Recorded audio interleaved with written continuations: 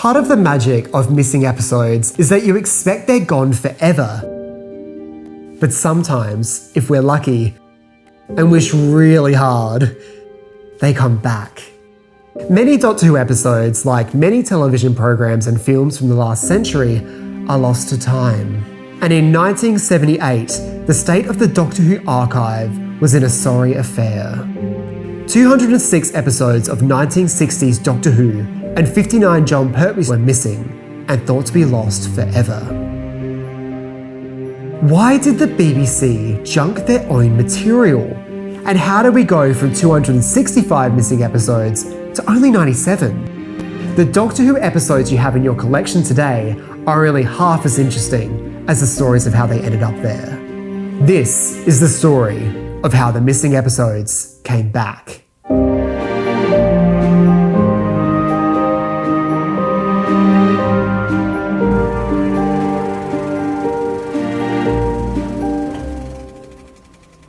The first question people ask when they discover the reality of missing episodes is, why would the BBC junk their own history? The answer is complicated. The history of lost media has a recurring theme: mistakes, assumptions, and errors. When Doctor Who was filmed, it was generally made on videotape. This videotape would then be telerecorded. Telerecording, in the most easiest way to explain it, is when a 16mm film camera records the screen of the videotape playback. Therefore, a copy is made. But this copy is on film rather than videotape. This would also be copied so that it could be sold internationally. The videotape version would be archived for a certain period of time until it was wiped and reused. This was because videotape was expensive and it made sense to reuse such a valuable source. When these videotapes were wiped, it was generally assumed that a 16mm film copy would be kept. The international 16mm versions could be used by the country until their rebroadcast rights expired. At this point, they were instructed to either A. return it to the BBC, B. send it to another country, or C. junk the episodes themselves. So, let's say an episode made its way back to the BBC. It would face two similar options. Either it would be junked, or it would be kept. Many of these copies found their way into the incinerator or into a dumpster out back, or if they were incredibly lucky, they survived by sheer luck. Nowadays, the idea of junking episodes of a popular television program sounds insane. But during the 1960s, reruns and home media weren't a priority like they are nowadays. The BBC weren't required to retain any of these episodes, and there was pressure to keep the costs down by wiping and reusing videotape. With the 16mm film copies, once the rights to sell these episodes overseas expired, they were withdrawn, deaccessioned, and junked. I want to make it clear. And I'm here to make it clear. The junking of Doctor Who was not an evil plot by the BBC or a targeted attack against the show. It was simply routine. Lost media exists all over the world and in different ways still happens to this very day. So, how did the junking stop? In the early 70s, the BBC were aware that their archive wasn't in a good state. It wasn't just an internal secret either, the public were also aware. In an interview in November 1975, Anne Hanford, the head of the BBC Film Library, said, "The BBC neither needs nor can afford to preserve a copy of every videotape or film it transmits." It was becoming clear that something needed to change, but how that change would manifest was a whole new question. The BBC decided to create a new position, an archive selector. Their job would be to stop the junkings and ensure that future productions were retained. Sue Malden, who had been working in the archive at the time, was appointed this role. She would be the ideal candidate because she saw firsthand how poorly the current archiving policies were and could make real systemic change. When she had inspected the archive and got the new systems in order, she decided to look back on the archive and discover how certain programs were lost to time and how they can learn from that and possibly fill in some of the gaps. Thankfully for Doctor Who fans, she chose Doctor Who as her pet project. Imagine if your entire 1960s Doctor Who collection looked like this. When Sue Malden originally looked at the BBC's film and videotape library, the only full serial from Doctor Who in the 1960s was An Unearthly Child, and that was it. Of course, there are a bunch of individual episodes and standalone episodes, but the only full complete story was this one. Before we continue, I want to mention that paperwork can sometimes have errors. Sometimes episodes are marked junked when they weren't and went walkies, so please keep this in mind for the future. It will never be 100% accurate due to human error in the documentation. When Sue inspected the list, the first thing that stood out to her was the gaps. She said, "It was then that I learned about the rights, that the BBC's deal with Equity allowed one showing and one repeat within 2 years for nearly all of its programs, and after that, you junk it." This is especially important when we move on to the Third Doctor's stories. Now, if you're a Jon Pertwee fan, your collection would look a bit like this, which is a lot healthier than the Hartnell and Troughton eras. But why does Jon Pertwee have more surviving episodes than the first two Doctors? Most of the transmission videotapes that were retained from Pertwee's final 2 seasons would have been coming up to their 2-year wiping date. Only 59 episodes out of the 128 remains in the archive. Spearhead from Space was captured on 16mm film and therefore was retained because you can't wipe and reuse film like you can with videotape. Now that the BBC's film and television library had been searched, where could more episodes be? Ian Levine had been a fan of Doctor Who since he was 10 years old. He built up his career in the music industry, but also kept a close relationship with Doctor Who. When he assisted with the making of the Who's Doctor Who documentary, he first encountered the sad fate of the Doctor Who archive. He met an individual from BBC Enterprises, the commercial firm of the BBC, in 1977 and expressed his interest in purchasing old episodes of Doctor Who. He found many roadblocks when attempting to purchase episodes from the 1960s due to rights agreements with the Writers Guild and Equity, a union protecting the rights of actors. Eventually, he negotiated special agreements with both companies and got permission to start buying episodes for private use for £200 each. During the production of Who's Doctor Who, a list was drawn up with what episodes existed at BBC Enterprises film store at Villiers House. This was a separate archive that primarily handled international sales of BBC material. Let's say, for example, if Australia wanted to purchase Marco Polo, they would have got their copies from here. Ian was allowed to view each episode held by the film and videotape library and noticed that many episodes were listed from the documentary that weren't present there. He knew that these episodes were at Villiers House and requested to inspect the archive, and this is where everything changed. When he inspected the film store at Villiers House, he recovered 56 previously missing episodes and 125 copies of existing episodes. At this point, your collection should start to look like this. This means that seasons 1, 2, and 6 are almost complete, with a bunch of random orphan episodes in between. And also, just one second. Oh my god. It also means that you've got basically all of the Pertwee episodes except for Invasion of the Dinosaurs episode 1 and Death to the Daleks episode 1 as well. But some of these Jon Pertwee episodes don't exist in their original colour and only in black and white. But either way, it's looking a lot more impressive. So, what is Villiers House? BBC Enterprises is the commercial division of the BBC. They're in charge of merchandising licensing and international sales of their programs. Villiers House was one of the storage archives for the film prints that would be sent to other countries for broadcast. When Ian Levine explored the documents at Villiers House, he was able to determine that up until January 1972, they had retained a 16mm copy of every episode of Doctor Who, from An Unearthly Child up until The Demons, except The Feast of Stephen. Unfortunately, in early 1972, this is when they began to start junking episodes. The reason why the Feast of Stephen didn't have a 16mm copy was because it wasn't offered for international sale. This could be because it was a Christmas special and wouldn't arrive in other countries in time for the festive season.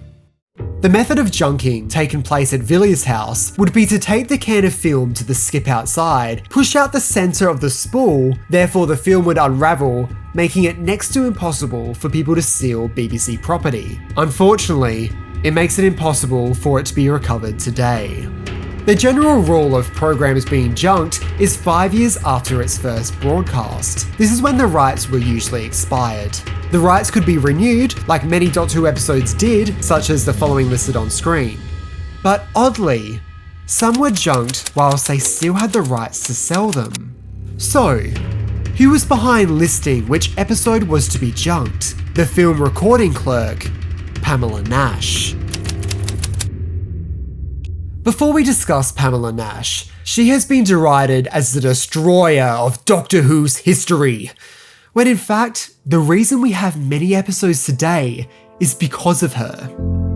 She is the person behind making the 16mm telerecordings of every episode, and had no idea that she was holding on to the possible last remaining copies ever. All of the 16mm telerecording episodes that are in the archive today are there because she made them. If it wasn't for Pamela Nash and the international sales, we wouldn't have any of those episodes. Now, onto the part where you completely discard that and begin to hate her.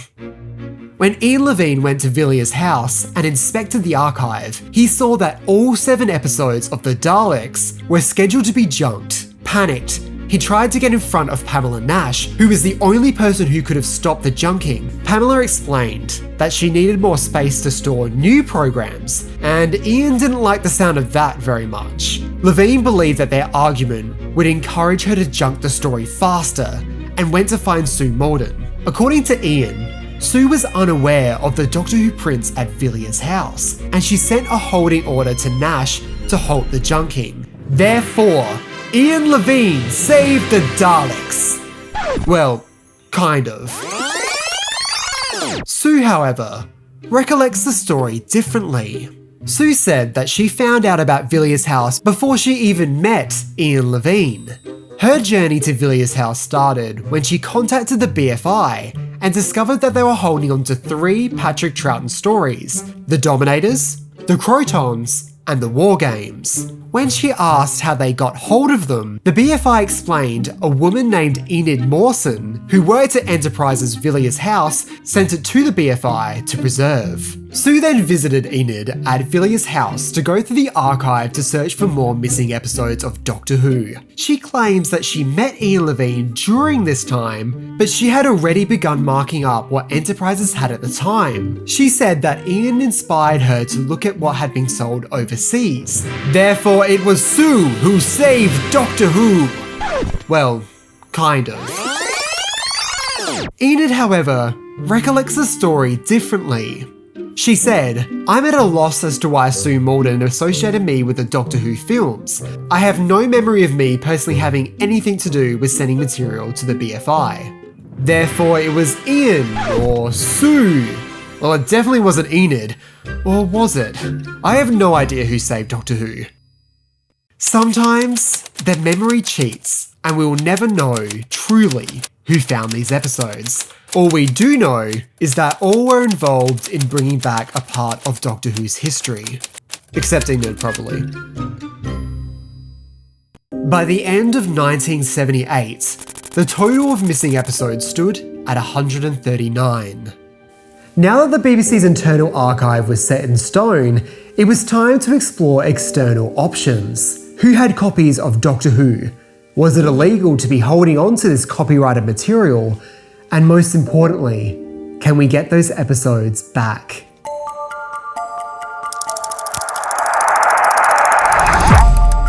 Our first return comes from the land down under, Australia. 3 episodes of Doctor Who, Episode 1 of The Chase, Episode 2 of The War Machines, and Episode 1 of The Faceless Ones were in the hands of a private collector. There are rumours that these were stolen from the ABC, but no substantiated evidence has been able to prove that. Since these episodes were marked to be white, it is being assumed that someone decided to tape them before they were junked. David G., who owned them in 1977, copied the episodes onto U-matic videotape and sent them to a friend in England in exchange for some more recent episodes. Jeremy Bentham, his friend, showed them to Ian Levine, who noticed that War Machines 2 was missing in the archive. Ian contacted David, who made a film copy of the print, and Levine returned it to the BBC to make a copy.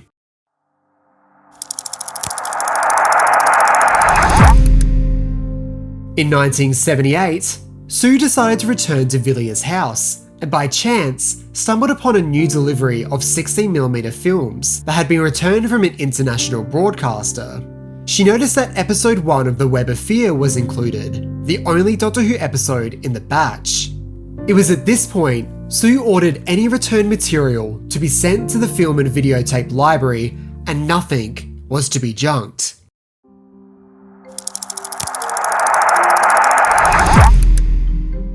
BBC Canada returned their copy of episode 1 of Death to the Daleks to the BBC in 1981. More on that later.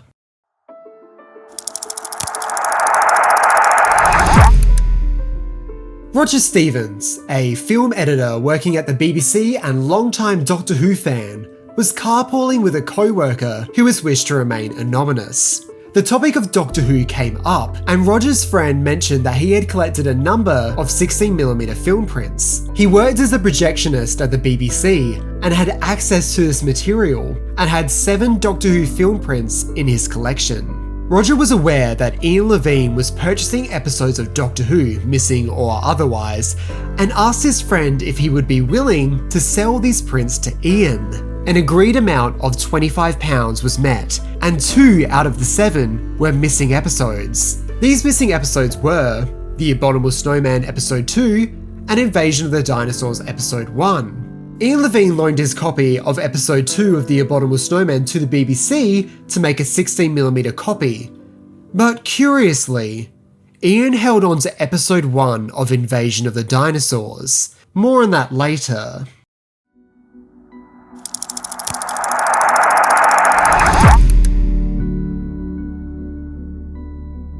Doctor Who Monthly, the precursor to Doctor Who magazine, reported the return of episode 6 of The Reign of Terror.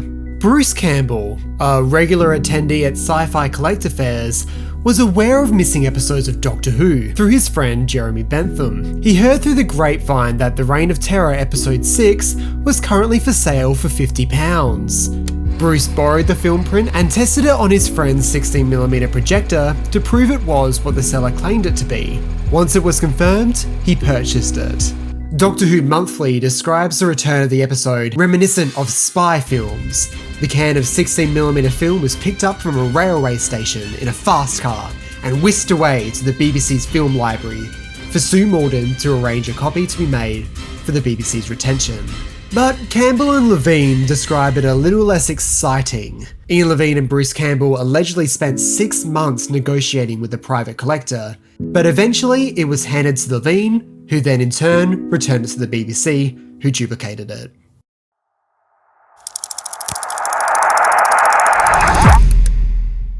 You know how we mentioned Invasion of the Dinosaurs episode 1 was found but never returned? Well, I think it's time to come back to this little drama. When Ian Levine purchased Roger Stevens' collection of Doctor Who episodes, a black and white version of episode 1 of Invasion of the Dinosaurs was included. Ian was well aware that this episode was missing from the archive, and at this time, it was the only Pertwee episode left missing. Ian decided to hold on to this print to use as a bargaining chip, in case a different missing episode turned up that he'd prefer. Eventually, he decided that he should return the episodes to the BBC, and he did so 2 years after he first received it. We'll discuss the missing and recovered Pertwee episodes in depth and explain why this episode is in black and white a little later on.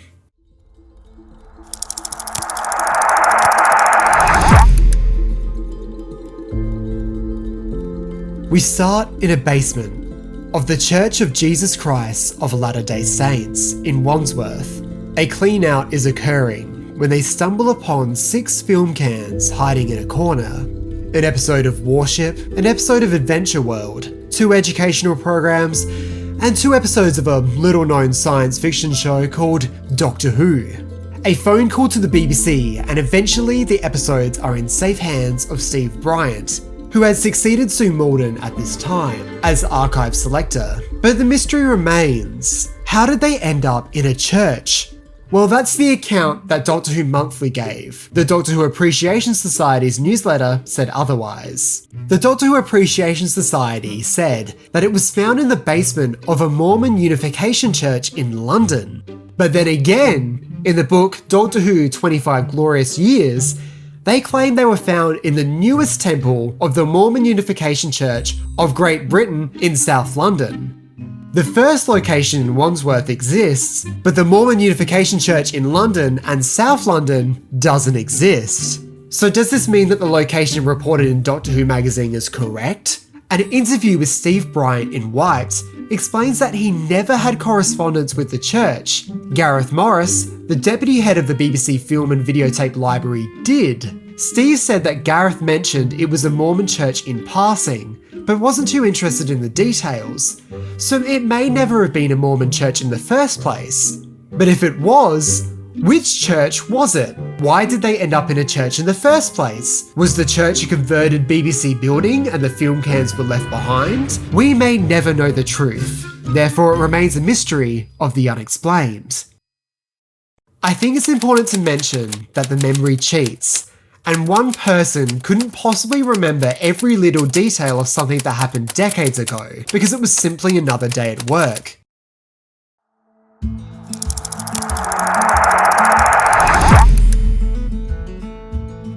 Now, back to my homeland of Australia. Crikey! It's episode 4 of the Celestial Toymaker! Is what was possibly said during a routine inspection of the film archive at the ABC's French Forest Studios.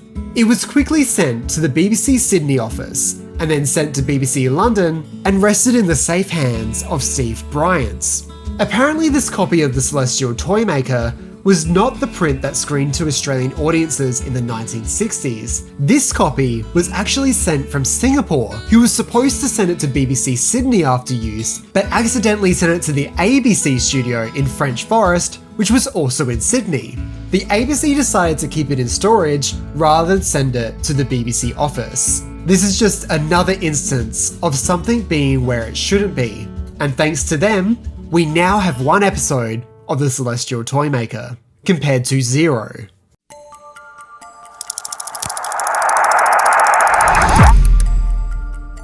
Rumours of a Patrick Troughton story featuring Cybermats was first reported in Doctor Who Monthly issue 87 with an anonymous letter. The letter claims that a missing episode of Doctor Who was being held in the Portsmouth area.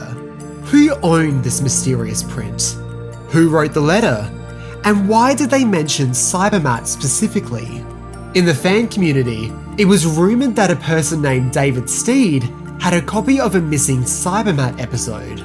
This was first deduced by an off-screen image of a Cybermat published in a fan magazine called Time Watcher. Sometime later, private video copies of the episode were floating around the fan community, but why wasn't it being returned to the BBC?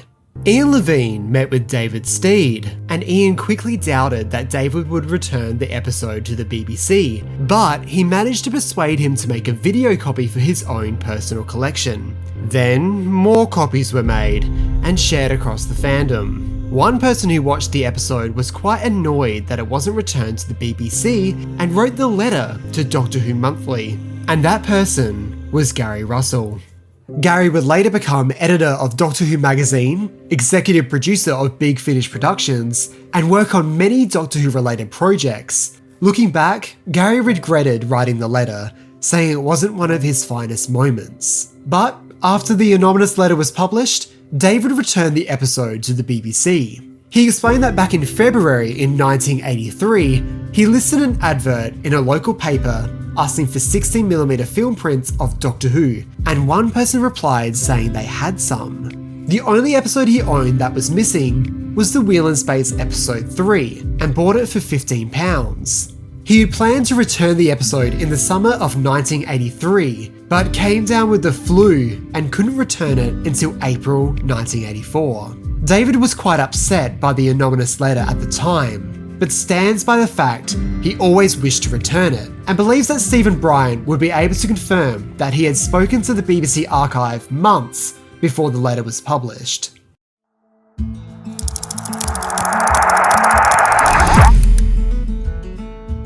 Ian Levine began making inquiries overseas and eventually found some luck in Nigeria. His main contact was Victoria Ezeokoli, who spent a month searching for them in the archive, and she located a total of 14 episodes. This was the first time completed stories had turned up instead of individual episodes. Out of the episodes found, 6 were missing from the BBC's archive, meaning that the Time Meddler and the War Machines were finally complete. But returning these episodes to the BBC was a bit harder than expected. On July 5th, 1984, Umaru Dikku, an ex-minister of the Nigerian government, was abducted from outside his home in London. The police managed to stop the kidnapping when they discovered him with another man locked in a crate unconscious, ready to be transported to Nigeria. 2 members of the Nigerian High Commission were expelled immediately from the London embassy, and diplomatic relations between Britain and Nigeria were broken off for 2 years. This means the arrival of the Doctor Who film prints were delayed until early 1985, the following year for obvious reasons. When they arrived, they were surprised to notice that a series of cuts were made to the episodes, and no one knew this better than Ian Levine. Ian Levine already had a copy of episode 1 and episode 3 of The Time Meddler and had not returned them to the BBC. He had them in his possession for quite some time at this point, but how did he get them? Ian Sherwood, a film projectionist at the BBC, was a long-term fan of Doctor Who and friend of Ian Levine's. When he worked at Villiers House as a film print examiner in the early 1980s, he witnessed firsthand the destruction of 16mm Doctor Who film prints which had just arrived from overseas. Which episodes these were, we will never know. Those responsible were reprimanded for destroying property they were told not to destroy, but Sherwood found it hard to trust that people were doing the right thing. He met a contact at the BBC's Alexandra Palace studios who knew of some Doctor Who episodes in private hands. And those episodes ended up being episodes 1, 2 and 3 of The Time Meddler. Ian Levine convinced him to hand over the prints to him, and then silence. For a third time now, Ian had decided to hold on to missing material of Doctor Who. He now had episode 1 of The Invasion of the Dinosaurs, episode 2 of The Abominable Snowmen, and episodes 1 and 3 of The Time Meddler. Episode 2 was already in the archive. Ian Levine's dedication to returning Doctor Who episodes to the BBC archive cannot be ignored, and insists he kept onto these episodes for good reason. He claims that many collectors wish to trade missing episodes for other missing episodes, and that money wasn't the currency. He held on to these just in case the moment came to do a trade for a different episode. Was he right to do so? That's up to you to decide.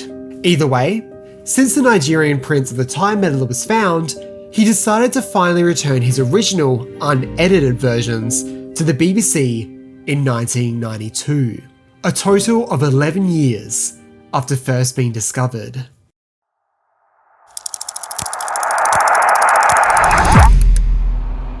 You know, you wait forever for a batch of missing episodes to return, and then 2 of the same batches come at once. Kind of. In 1984, Paul Venezes, who would later work with the Doctor Who restoration team, was roughly 19 years old when he decided to hunt for missing episodes. He had a discussion with his aunt and uncle from Cyprus, who were visiting him in the UK, and asked them if they remembered watching any Doctor Who back in the 1960s. They faintly recalled the series when he played back the title sequence, and it inspired him to contact the Cyprus Broadcasting Corporation, asking if they held any Doctor Who prints in their archive. To his surprise, he received a response saying yes. He organised his dad to have a meeting with the people at CBC because he happened to be on a business trip in Cyprus at the time. At the meeting, they said that he needed written permission from the BBC to take the episodes home with him. The trail ran cold. Well, for about a month. Ian Levine happened to be investigating Cyprus at the time and had been working directly with Roger Brunskill from BBC Enterprises, and they made an official approach by the BBC for the return of these episodes. Within weeks, the first 3 episodes of The Reign of Terror were returned to the BBC. When Paul later visited the archive in Cyprus in 1989, at this point, he was working for the BBC. He was looking through their books and discovered episodes 4 and 5 of The Reign of Terror were marked as destroyed. Apparently they weren't junked, they were in a film archive which was blown up during a civil war. The entire National Film Archive of Cyprus was apparently destroyed in this explosion. A huge loss. Episode 3 of The Reign of Terror was found again by Bruce Campbell. This print was in higher quality than the version found in Cyprus. Since it was discovered around the same time as the Cyprus finds, people weren't as interested, so there's not much to say.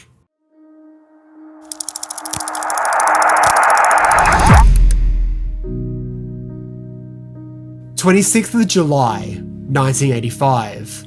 The day before the Panopticon convention. An individual named Saeed Marham met with the convention organisers to discuss a screening he wished to hold after the convention at a nearby cinema. He claims he was representing on behalf of an anonymous individual who had 2 missing episodes. These episodes were The Faceless Ones Episode 3 and The Evil of the Daleks Episode 2. The convention organisers were dubious of the claims, and they called in someone who had a better insight: Ian Levine. They demanded that Saeed show some proof of the existence of these episodes, and a guaranteed agreement that they would be returned to the BBC afterwards, in order for Panopticon to promote the event. The screening was later cancelled. It was later discovered that the individual who owned the episodes, Gordon Hendry, was unaware of their missing status and loaned them to Saeed, who saw an opportunity to make a little bit of cash out of them before returning the episodes to Hendry. He quickly realised that what he was doing was inappropriate and was unsure of where to turn next. He contacted Steve Bryant from the BBC, but because he didn't physically own the episodes, there was nothing the BBC could really do, unless Gordon handed them over directly. The trail ran cold. But Paul Venezes, upon hearing about this story, decided to make contact with Saeed. He offered him various old television programs to exchange with and built a bit of a relationship. In 1987, Paul was organising a new convention known as Telecon, and they desperately wanted a missing episode to screen. Patrick Troughton had recently passed away only a few weeks prior to this event, and Paul reached out to Saeed to ask if he would be willing to screen one of the missing episodes as a tribute to Patrick Troughton. 2 days before the event, a VHS copy of The Faceless Ones Episode 3 appeared. The event organisers kept it completely secret, and once the end credits rolled, the lineup to the public telephones by fans rushing to tell their friends is now considered a thing of legend. At this point, it was clear that Gordon Hendry couldn't keep his episodes a secret any longer, and went into negotiations with the BBC and formally loaned the episodes in April and May of 1987.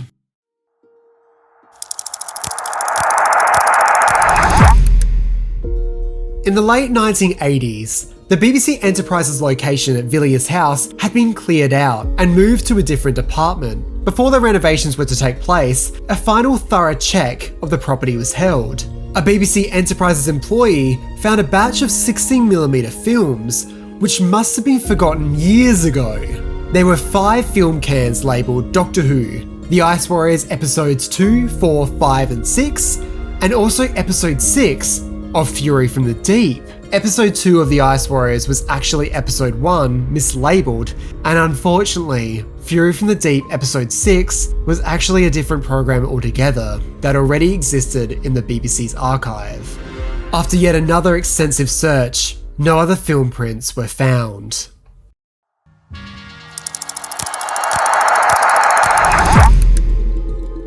December 1991.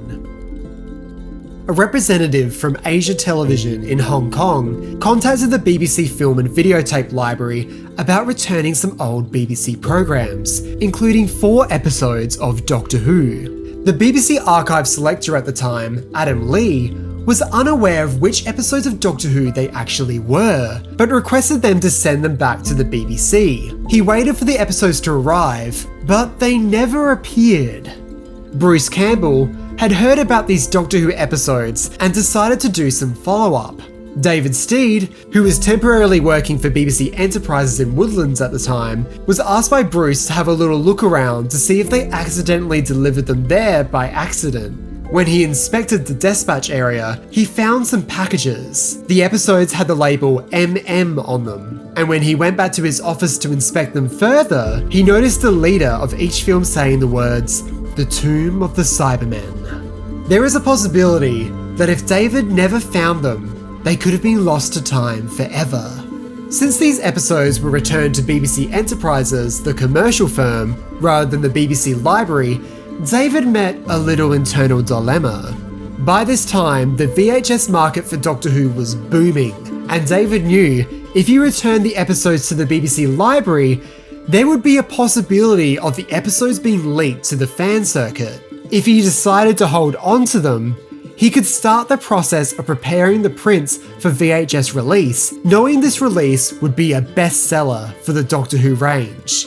Not only that, since they would be the first to have their hands on it, they wouldn't be stuck with a duplicate print and have the original higher quality copy for the VHS release. So he did just that. He reminded Adam that technically, these prints were BBC Enterprises property. Well, until he handed them over. By 1999, The Tomb of the Cybermen was the 11th highest selling Doctor Who VHS at 30,000 sales.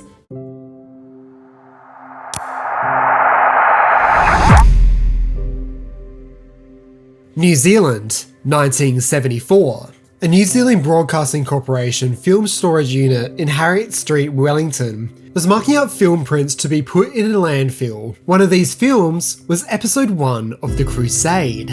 At the landfill, a local film collector convinced the workers to let them take some of the film prints off their hands. A total of 321. This batch included this single Doctor Who episode. The print changed hands over many years, until it was eventually purchased by Bruce Grenville for $5 in 1998. He was completely unaware that it was a missing episode, and even included it on his personal website, completely unnoticed by the BBC and Doctor Who fans alike until it was returned. He showed the episode to a fellow Doctor Who fan, Cornelia Stone, who then told their friend, Neil Lambus. Neil was the first to realise it was a missing episode, and then they contacted their friend, Paul Scoons, to organise a screening with Bruce to verify its existence. They contacted Steve Roberts at the BBC and explained the situation and how damaged the print was. They sent a VHS camera copy of the episode to verify its existence.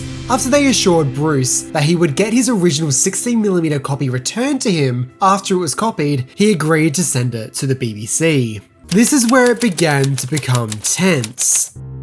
Bruce contacted various news stations about his discovery of the episode and mentioned that he would auction the print over the internet when it was returned to him. And Steve Roberts wasn't very happy with that idea. This was because technically this copy should have been returned or junked after the rights expired. He said it could lead to legal action being taken against him for trying to sell what could be considered stolen property. Bruce wasn't too happy about this and considered it a threat. The BBC sent another letter saying that they are happy to consider this film print Bruce's property and that he's free to sell it on if he's so pleased. He eventually sold it for $850 but didn't receive any of the money due to the budget being spent on advertising.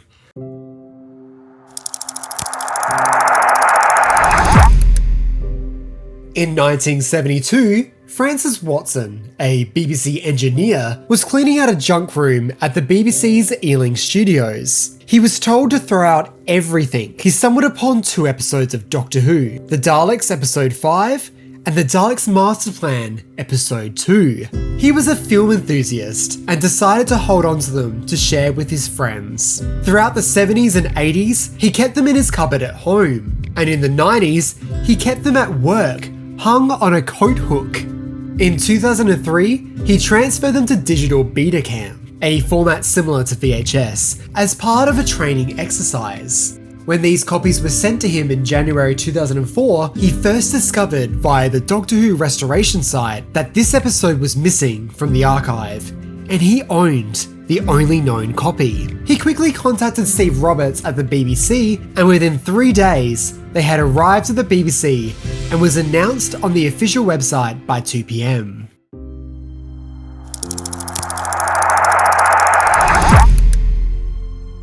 Ralph Montague was having coffee with some of his employees when the topic of collecting films and Doctor Who came up. Terry Burnett, a friend of one of his workers, was an avid film collector and mentioned that he did have an episode of Doctor Who. He offered to lend the episode to Montague next time they met. As fate would have it, Burnett left his jacket behind, and Ralph offered to return it to him. When they met up, Burnett brought along his Doctor Who episode. When he inspected the spool, it had the label Doctor Who Airlock.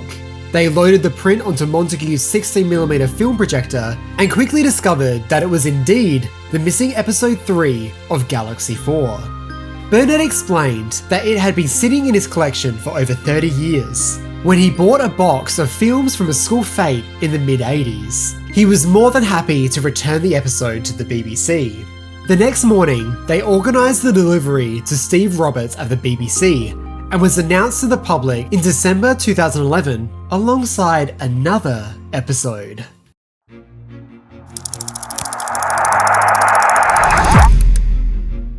When Ralph Montague came to organise the return of Galaxy 4, Episode 3, Terry Burnett remembered he had yet another Doctor Who episode in his possession, which apparently slipped his mind. Funnily enough, he got it at the same school fete back in the mid-80s. Once they loaded it into the projector, they discovered it was yet another missing episode. Episode 2 of the Underwater Menace. This, alongside Episode 3 of Galaxy 4, was announced at the Missing Believed Wiped event in December 2011 at the BFI. 42 missing episodes have been found in Africa. This is the beginning of the Omnirumor. We may be getting a whole host of missing Doctor Who episodes. There are rumors that a stash of 90 missing episodes from the 1960s have been found. 100 lost episodes. The Crusade, the Enemy of the World, and the Ice Warriors. Possibly even the full Hartnell. There will always be 106 missing episodes.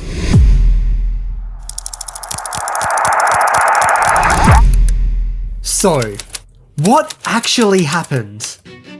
Philip Morris, the director of Television International Enterprises Archive Limited, assists with storage and migration of film material with overseas stations, and also helps recover lost British television. In late 2011, they were in Jos, Nigeria, when he discovered a bunch of film cans marked Doctor Who.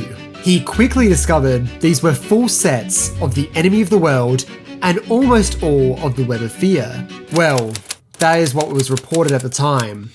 Philip Morris in 2015 announced that he had found all 6 episodes of The Web of Fear, but episode 3, ironically, went missing. Philip took a picture of all 12 film cans in 2011. One of the people working at the station took episode 3 to their office, and it was never seen again. Philip went to the top of the company, and they simply denied the incident ever happening, even with photographic evidence of the film cans. Investigation into this missing episode is still being conducted today, and is suspected of being in the hands of a Doctor Who fan. The moral of the Omnirumor really is to take rumours with a pinch of salt. Have fun with it, but try your best not to spread misinformation. 2 stories now sit almost complete in the archive, and that should be celebrated, not a disappointment that everything isn't back. As of the recording of this video, a total of 97 episodes of 60s Doctor Who is missing from the archive. So many dedicated and hardworking individuals throughout the decades have spent years trying to find the missing pieces of Doctor Who's history, so we can go to our DVD shelves and watch a story that was almost lost forever. We shouldn't be upset that 97 episodes are still missing. We should be thankful to those who fought to find the 109 episodes that now remain safe in the BBC's archive. and more importantly, at our collections at home. When we discuss missing episodes of Doctor Who, most people think of the black and white era with William Hartnell and Patrick Troughton. They look at their DVD collection and notice that every Jon Pertwee story exists and is on their shelf in full colour. But it wasn't always that way. By 1975, when the junking of old material was officially stopped, almost half of Jon Pertwee's episodes were destroyed. So, how did they come back? So, let's go back to the very beginning, to 1978. Sue Malden, the recently appointed archive selector at the BBC Film and Videotape Library, had made it her pet project to recover missing episodes of Doctor Who. Her first point of contact was to search the library itself. She located 60 of the original 2-inch videotapes that the episodes were originally recorded on. This means that the episodes listed on screen were in their original quality. Also, 16mm film prints of Spearhead from Space, an episode recorded completely on 16mm film and can be scanned to True HD, was also located and archived. And that makes 64 individual Pertwee episodes remaining and 124 still missing. So this is what your collection would have looked like. These are just the completed stories. There are also orphan episodes of Jon Pertwee's era as well, but much loved stories like The Demons and The Time Monster, well, probably not The Time Monster, are at this point considered missing classics. But not all hope was lost. Jon Pertwee's stories were also sold overseas. This was done the same way the 60s stories were, by using the tele-recording process. Because many countries at the time were only broadcasting in black and white, they had no need for colour duplicates to send out. Therefore, they sent out black and white 16mm film copies to international broadcasters. This process continued up until Invasion of the Dinosaurs, when this process was discontinued. This was mainly due for the demand of colour programs only. When Sue explored the archive at BBC Enterprise's Villiers House, she recovered nearly all of Jon Pertwee's episodes in black and white, bar episode 1 of Invasion of the Dinosaurs and episode 1 of Death to the Daleks, which wasn't represented at all. Now that's looking a bit healthier. We have 22 total Pertwee stories completely full, but only 8 exist in its original colour. So, what could the BBC do with these black and white episodes? How could they bring the original colour back? Is there a chance that people who bought this internationally had colour copies? And if so, could we get them back to the archive? Now that the BBC's internal archive had been tallied and protected, it was time to explore outwards. Could they find full colour copies of the episodes? One of the first substantial leads was held by Ian Levine. He was discussing Doctor Who with Andrew Trentacosta at KCET in Los Angeles. He heard there were still existing episodes of Doctor Who at BBC Canada. When Ian phoned up BBC Canada, they said that episodes of Doctor Who were junked years ago, but Ian insisted they double check, and upon a physical look in the basement, they discovered heaps of colour tapes. Levine contacted Sue Malden about the discovery, and they organised the copies to be sent back to the BBC. The episodes included The Claws of Axos 1 and 2, The Curse of Peladon in full, The Mutants 1 and 2, The Time Monster in full, and Death to the Daleks Episode 1. This meant that the only episode missing from the archive was Invasion of the Dinosaurs Episode 1. Quick note, I am so sorry this is boring, but I promise we'll return back to some hot goss. In North America, they broadcast using NTSC, and everywhere else uses POW. The main difference is the electrical consumption. North America uses 60Hz, whereas the standard for everywhere else is 50Hz. Therefore, these copies from Canada are 525 lines, meaning NTSC, and the UK originals are 625 lines, meaning POW. These can be converted, and that's why they're a different colour on this table, but essentially both are in full colour, just different formats. Now, back to the hot goss. Thanks to our Canadian friends, we can now move these 4 stories to the colour pile, including Death to the Daleks, which hadn't been completed in the past. In September 1982, John Nathan Turner, the producer of Doctor Who at the time, received a letter from a Doctor Who fan named Nick Tilizia. Nick tells Nathan Turner that he knew that BBC Canada held colour transmission tapes of Colony in Space and the Sea Devils. Nathan Turner passed this note on to Sue Malden, who investigated. BBC Canada said that they had their 2-inch videotapes off-site with a shipping company named Thunder North Broadcast Services. This tip-off from a fan helped return a whole bunch of stories, some which already existed in their original colour, but some which were missing. The stories now completed in colour included The Claws of Axos, Colony in Space, and The Sea Devils.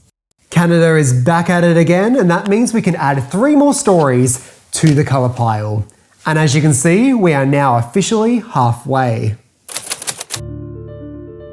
In June 1983, Ian Levine decided to hand back his 16mm black and white copy of Invasion of the Dinosaurs Episode 1, after holding onto it in the chance of trading it for a different missing episode. Therefore, all Pertwee serials were completed in some format in the archive by this date. Sue Malden had just left her position as archive selector and was succeeded by Steve Bryant. Basil Sands from BBC Sydney let Steve know that they had colour copies of a handful of Doctor Who stories. They had received these copies from the US broadcaster Lionheart. The only story they had which was missing its original colour at the BBC was of Frontier in Space, and BBC Sydney sent their copies of the missing episodes to the BBC. Back to Canada once again, where the broadcaster mentioned earlier, Lionheart, had just sent videotape copies of Inferno to BBC Toronto. In a few weeks, Inferno returned to the BBC's archive. When John Nathan Turner announced the news, Fantasy Empire, a US sci-fi magazine, reported 7 Troughton colour episodes being returned, leading to rumours of a colour copy of Evil of the Daleks being found, which is of course impossible. For the 20th anniversary of Doctor Who, a special convention was held at Longleat. Several old stories were going to be screened there, and one of the stories provided was Terror of the Autons, and it happened to be in colour. So, who owned this mysterious colour copy? Well, you might have heard his name by now. His name was Ian Levine. We're going to do a bit of a jump backwards in time. In 1977, Ian had met an American fan, Tom Lundy, who had recorded multiple Pertwee episodes from home on the original broadcast, and Ian had asked for some duplicates. These stories were Doctor Who and the Silurians, Terror of the Autons, Claws of Axos, Day of the Daleks, and the Sea Devils. Another US fan had a colour home recording of Ambassadors of Death and Inferno. These copies were transferred to Humatic tape and was given to the BBC for their archives. The quality wasn't up to broadcast standard, but perhaps someday they could come in handy. More on that later. By the end of 1983, the archive looked like this. It's the big one. We have got Inferno and Frontier in Space on the colour pile. And finally, we have got one of my favourites, Invasion of the Dinosaurs, but episode 1 is only in black and white. There is also a bunch of off-air colour copies which we've mentioned earlier, but we haven't really got a pile for them because it's a bit too confusing. So here's a graph. Wow. Isn't this so much easier to understand? We'll get back to those off-air recordings a little bit later on. Death to the Daleks episode 1 was returned in its original quality from the ABC in Australia. Unfortunately, this version was missing a scene near the beginning that was cut by censors. Fortunately though, David Steed noticed a bunch of videotapes at BBC Enterprises that had been shipped back from Dubai. Included in the batch was a colour version of Death to the Daleks episode 1, and he grabbed it. This copy included the original missing scene, meaning the episode was restored to its original quality. And that's it. The end. A hodgepodge that is the puzzle of Doctor Who. You might be looking at this list and feeling confused. How come the Mind of Evil is still listed as black and white, when on DVD it's in colour? Well, here comes the black magic that is the Doctor Who restoration team. There are 5 different ways the restoration team approached colorization, varying from hard to difficult to something indistinguishable from magic. This section can get a bit technical, but I have tried to simplify it the best I can. Let's start with the hard and work our way up to wizardry, shall we? Remember those off-air colour recordings by US fan Tom Lundy? The first proper attempt at colorization was to use those lower quality colour images and match them with the higher quality 16mm black and white film prints. With a component video signal, the signal was split into 2 parts. The luminance, which controls the brightness and the detail of the image, and the chroma, which holds the colour information. Now, if we take the luminance from our 16mm black and white film print and match it with the chroma from the off-air recordings, we can get a high quality copy of that episode. It sounds easy enough, right? And if it doesn't, that's completely understandable. Either way, it wasn't as simple as that. The restoration team had to do a lot of manual tweaking, and sometimes the image would be cropped in or the edges would bleed and the colour wouldn't match correctly, but ultimately they had their first test. When the restoration team did their first test on the Demons episode 1, the results impressed archive selector Adam Lee, who funded the restoration of the other episodes. They later completed Terror of the Autons and Doctor Who and the Silurians with the same process. The process was attempted with the Ambassadors of Death, but unfortunately, due to some interference with the colour image, only episodes 5 and 6 could be recolorized with this technique. Reverse standards conversion is essentially a process which converts NTSC to PAL, meaning that the Pertwee episodes from Canada can be converted to its original format without getting any nasty artifacts on screen that older conversion techniques had. Colony in Space, The Curse of Peladon, the first 3 episodes of The Sea Devils, and the first 5 episodes of The Time Monster had this conversion. James Insel was watching an episode of Doctor Who and noticed that small patches of colour would appear on black and white episodes that were originally made in colour. He wondered where the colour was coming from and discovered he could restore the original colour using tiny data called chroma dots. He worked as part of a group called the Colour Recovery Working Group. A computer program was written by the group that would analyse the dot pattern and decode the colours into the correct places. It wasn't a perfect process. Manual intervention was needed to smooth out sections, but mixed with some manual colorization, and you get a very good approximate of the original colour. The first episode to receive this treatment was Planet of the Daleks episode 3. At the time, they had commissioned a manual colorization, and they combined that effort with the chroma dot technology to create an outstanding production. More on manual colorization later. The other episodes to receive the chroma dot treatment include The Ambassadors of Death episodes 2, 3, 4, 6 and 7, The Mind of Evil episodes 2 to 6, and episode 1 of Invasion of the Dinosaurs. Unfortunately, Invasion of the Dinosaurs episode 1 lacked enough blue chroma dots to get a broadcast appropriate colorization. But it really is a miracle that this process could even exist, and just shows how a little bit of imagination and a hell of a lot of work can make even the wildest of ideas come together. The fourth method of restoration was a combination of reverse standards conversion and the original colour restoration technique. This process started with the Claws of Axos. In this instance, they used the 16mm telerecording as the base for the luminance track, and then the colour information from the NTSC via reverse standards conversion would be the chroma track. This technique was also used for Inferno and for Colony in Space on the Season 8 Blu-ray.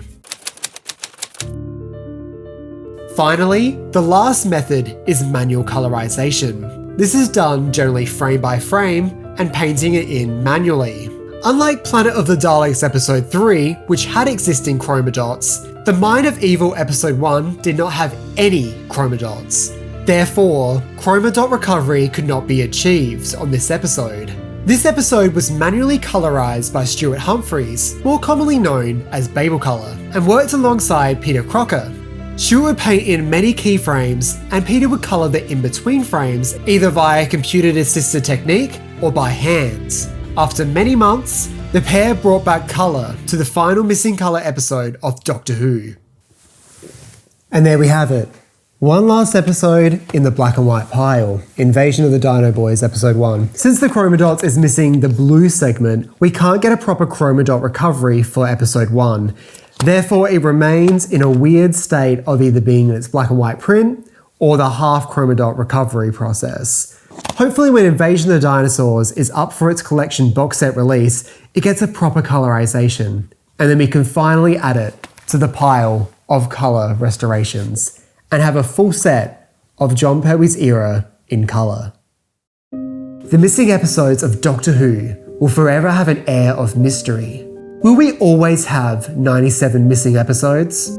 Philip Morris, in an interview with Phantom Films, believed that there are at least 6 episodes that exist in the hands of private collectors. But instead of pondering on what we don't have, let's appreciate what we do have.